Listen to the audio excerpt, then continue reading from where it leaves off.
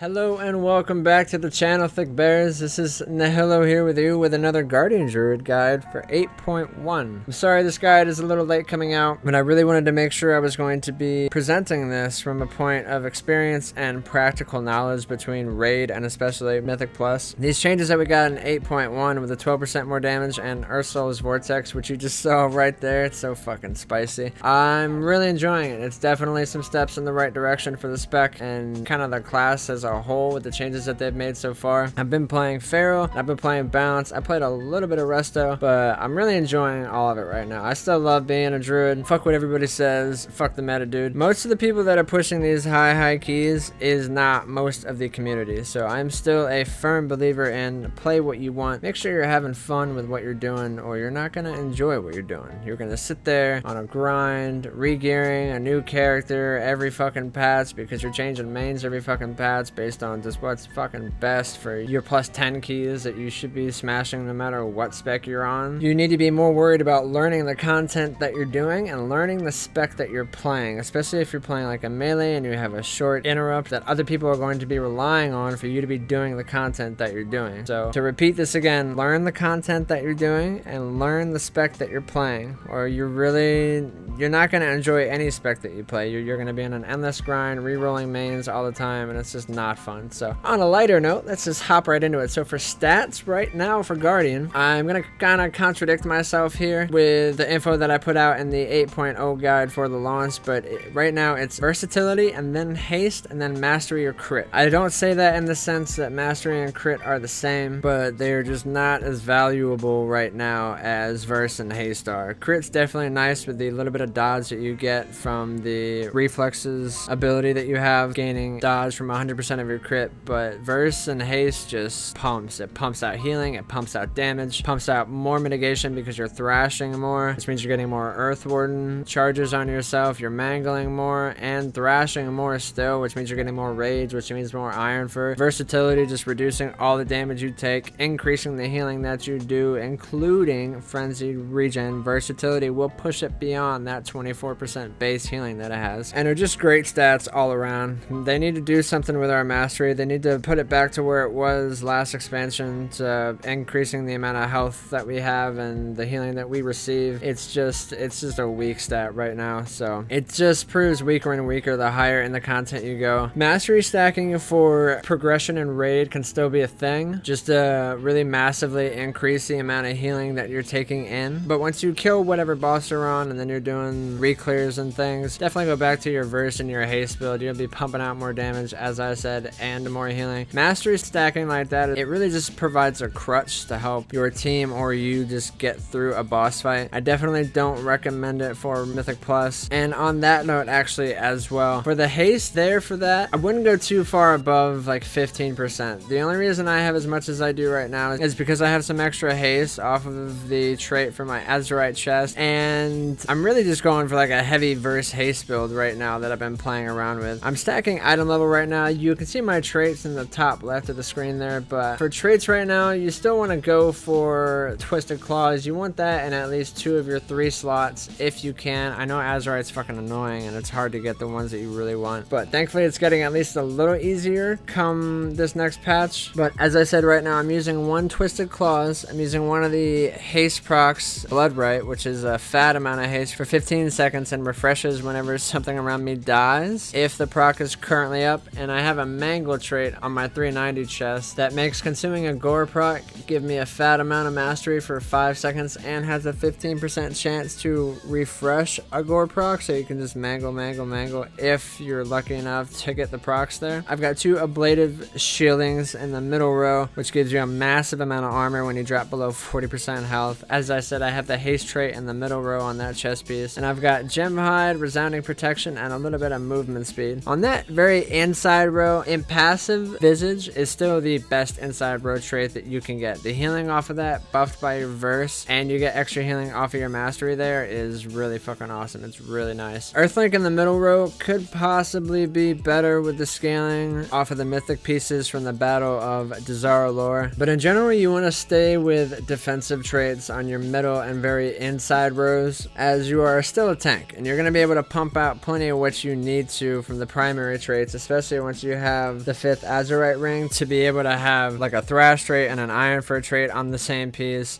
We've got some new traits I'm going to go over here in a minute. You'll probably be able to get a Thrash and a Regen too. It's just, there's going to be so many different combinations of traits that you'll be able to get and still get your Twisted Claws traits that Bears are going to be on another level when all this gear goes live when the new raid comes out. Having an extra row of traits to have more chances at the traits that you want is going to be a massive power gain for us on the healing side, on the mitigation side, on the damage output side. These are going to be really, really, really fantastic. So moving on from this, just to highlight some new gear from the new raid, you're going to be, there is a Verse Mastery polearm in the raid that it's going to be alright. You are going to get slightly more damage throughput on a polearm than you will a staff, but as far as polearms go, this one's not going to be bad at all. Next up is the Helm from Stormwall Blockade. You're going to be able to get Twisted Claws on the outside row of this, a Bonded Souls or a Layered Mane on the inner row of that, a Crystalline Carapace on the inner row of that, and then a Resounding Protection on the very inside row. This is going to be a great piece to try to get, as well as once you upgrade the piece in the very bottom row of this, you'll be getting 5 item levels on it, as well as increasing the power of the traits that you have across the whole piece. This is going to be the best helm for us. It's going to be dropping from this raid. And then moving on to the shoulders that are going to be dropping from Jadefire Masters, you're going to have Twisted Claws on the outside row of this, Treacherous Covenant or Gory Regen on the inner row of that, Shimmering Haven or Woundbinder. I haven't played around with Woundbinder too much. I've heard some okay results about it. Shimmering Haven's a little sketchy because it requires you to stand still for 10 seconds, which is, you know, hit or miss depending on the content that you're doing and the affixes of the plus run that you're doing as well. And then on the very inside row of that'll be a Gem Hide, which is another great piece. It's not an impassive Visage, which is definitely the very best on that inside row compared to all of them, but Gem Hide is definitely second best there. And then lastly, my favorite chest piece from the raid, where you'll be able to get Twisted Claws on the outside row, Treacherous Covenant or Layered Mane on the inner row, and Azurite Veins on the inner row of that, which is okay. The healing throughput's not bad. It's a little sketchy when you're rolling with a Monk or a Holy Pally, as their healing is more bursty than a lot of the others, but if you're rolling with a Holy Priest or a Resto Druid, which is more hot healing over time to bring you up to full, you'll definitely get more of the effects of Azurite Veins there for sure. And on the very inside row there, you've got Switch Hitter, which is very meh.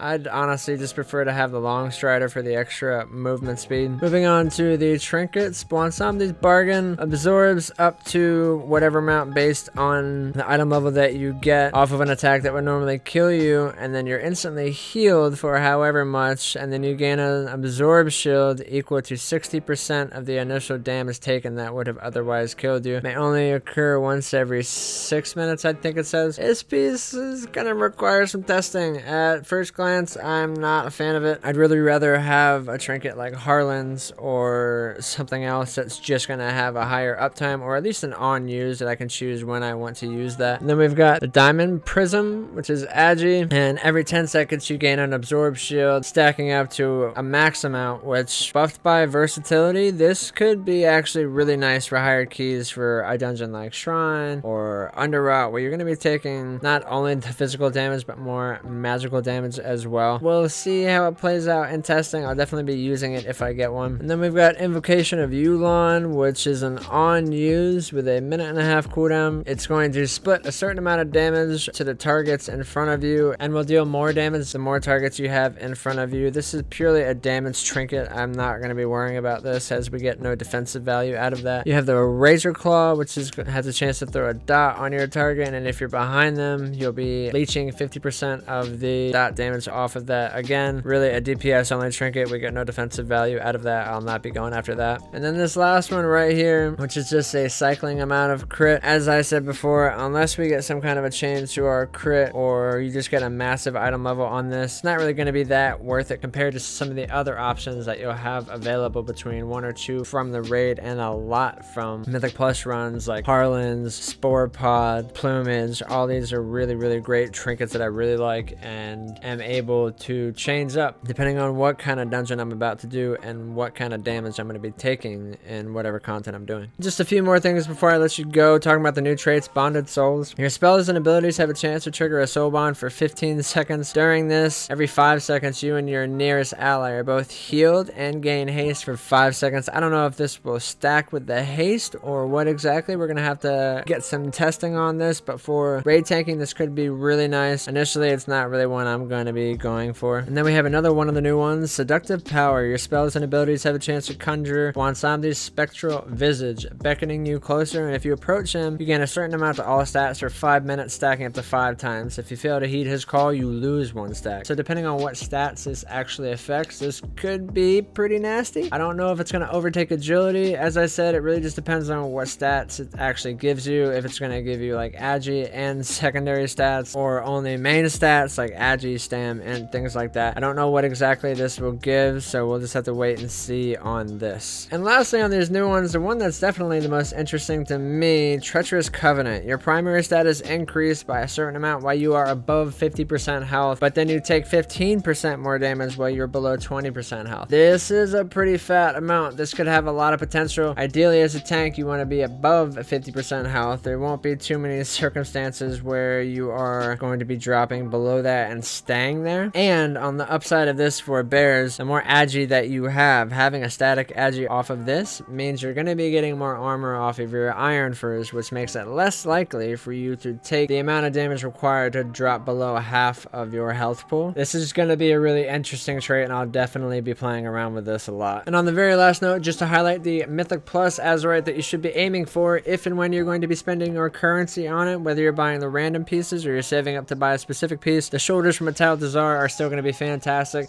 I am on live right now, so I can't see what the additional traits will be on these rows, but the shoulders here will be giving you Thrash, Winds of War, or Earthlink, and then Impassive. Impassive, as I've said, is still my favorite trait for tanking. The healing throughput on that, if you get 1, it's good. If you get 2, it's awesome. If you get 3, you're fucking unstoppable. So we'll see what the extra trait will be on that when we get the extra loot table up on live. And we have the chest piece from Siege, which is going to be giving you Twisted Claws, Crystalline Carapace, or Blood Siphon in there. I'll probably be taking Blood Siphon over Carapace, depending on the amount of scaling this there and the item level of the piece. And then Vampiric Speed or Gem Hide's kind of a tough choice. Vampiric Speed is definitely good, but Gem Hide is definitely more reliable. I'll probably still be staying with Gem Hide on that piece if and when I get it. And then you have the Temple from Helm, which is going to be giving you Twisted Claws again, which is great. On My Way and Overwhelming Power and Haven, all 3 that are not bad for tanking. I'll probably be staying with On My Way because the versatility and the movement speed is really nice and is a static and reliable trait that will always be there. Shimmering Haven, as I said before, it's not really reliable, man. Like, it requires you to stand in one spot for 10 seconds, and in a Mythic Plus run, that's kind of not really always possible. So, and then again, Impassive on the inside row of that, fucking awesome trait. Definitely get that shit if you can, especially farming the regular Mythic dungeons. So if you're rolling into the raid launch a little short on the Azurite traits that you might want, or if you've just had really bad luck, which I'm right there with you on a few of my pieces, you're gonna have access to these at 370, probably 375 is where your neck will be by the time all of this comes out. So just be ready to farm those Mythic Zeros if you need them, and worst case, you can always DE them for more Titan residue, which is always great. Anyways, bears, that's gonna be it for me. Hope you find this helpful. Hope this helps you delve into 8.1 or just what you're currently doing or whatever it may be. I'm also here for you every day on Twitch, twitch.tv/NahilloTheBear. Come hang out, chat, hit me with your questions, see some high keys, see some low keys. I do viewer and sub runs fairly often. It kind of just depends on what's happening that day. Please hit me up in the comments down below. Drop a sub and a like if you enjoyed the video, and that's it. I don't really know how to close this out, because especially when it comes to WoW and Druids especially, there's always more to talk about. There's always more to learn for the game as a whole, especially if you're doing keys, man. There's always more to learn. No matter how good you think you are, there's always more to learn. It's really just an ever-increasing amount of knowledge that you have to really excel in these higher keys, as well as working around the bugs that are still in the game. As we've all seen, like Waycrest has its own issues. I'm Typhoon and shit through the floors. I'm typhooning and pulling shit from like upstairs in there sometimes. It's crazy, dude. But as always, don't, get better. Keep your chin up. Always be trying to learn more. Keep an open mind. Again, hit me up on Twitch if you need anything. I'm here every day. And y'all take it easy. Good luck with your loot and your keys and all of that shit. And I will see you again very soon.